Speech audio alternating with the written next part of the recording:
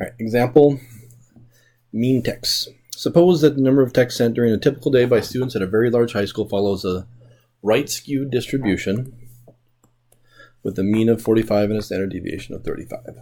So that would be a population mean of 45, a population standard deviation of 35, but it's a right-skewed distribution. Describe the sampling distribution of sample means for a simple random sample of size 20. Check the conditions. So center.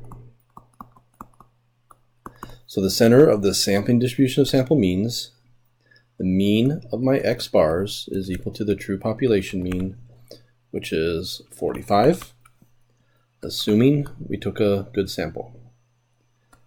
And they did take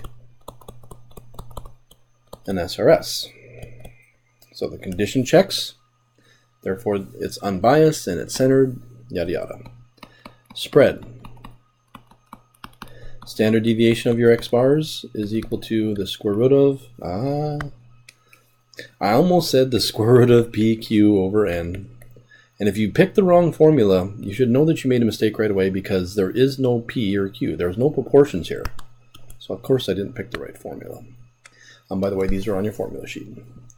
It's sigma over the square root of N. 35 over the square root of 20. Square fraction bar, 35, 35,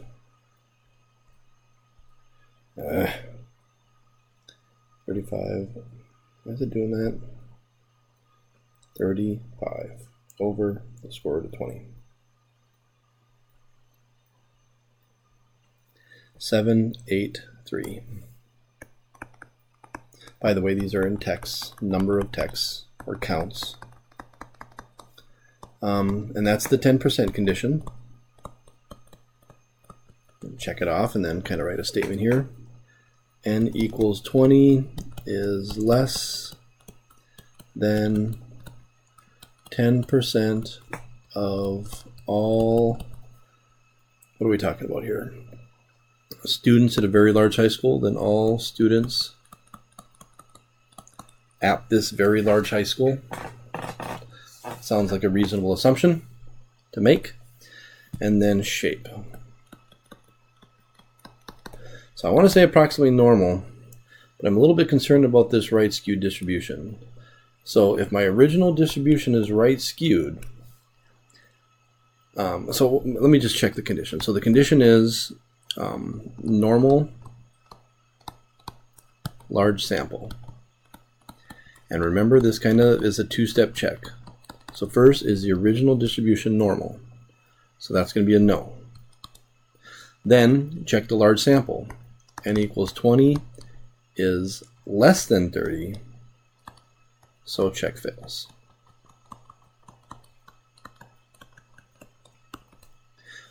The original distribution is not normal, and the sample size isn't big, so we can't invoke the central limit theorem. So we kind of say this is an unknown shape, or we could say can't. I could say I can't use a norm. Well, it's probably going to be right skewed, but I'm going to just say can't use a normal model, or it's not normal, or it's right skewed. Whatever you want to answer, however you want to answer that, though. Okay. If you randomly sample 20 kids from the high school, find the probability of getting the sample mean. Probability that your sample mean is less than 40. Well, I could calculate this if I knew the shape of this distribution. But because it's right skewed, I can't really use a model here, so can't do. Kind of a trick question. Why? Because we don't have a normal model.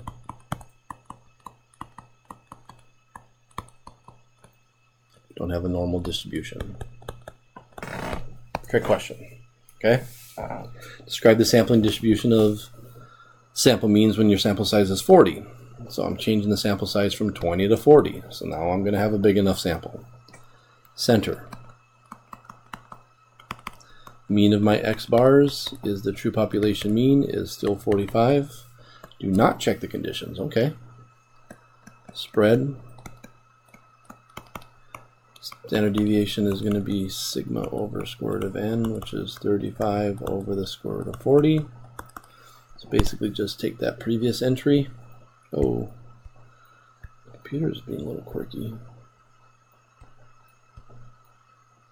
Let's change that to a 4.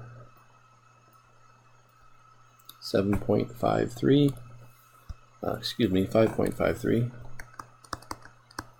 Notice, as your sample size gets bigger, the spread goes down. Another illustration of that.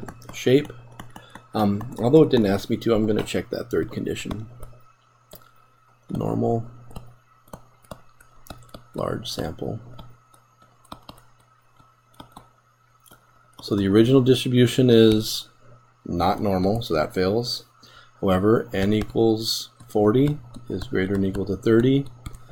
So by the central limit theorem, the sampling distribution of x bar is approximately normal. So now we have an approximately normal distribution. So your sample size is important, especially if your original distribution is not normal, and you kind of got to have that magic number 30. If you randomly select 40 kids, find the probability that your sample is less than 40, your sample mean. Now I can do this because I have a normal distribution. It's centered about 45. The spread is 5.53. How likely are we to get somebody that texts less than 40? I'm going to guess about 28%.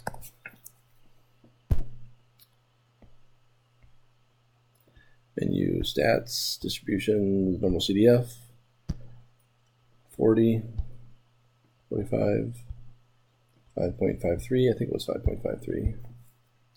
18.3, I guess that's why you don't guess, or why I don't guess. 5.53, did I get that right? Yep. Okay.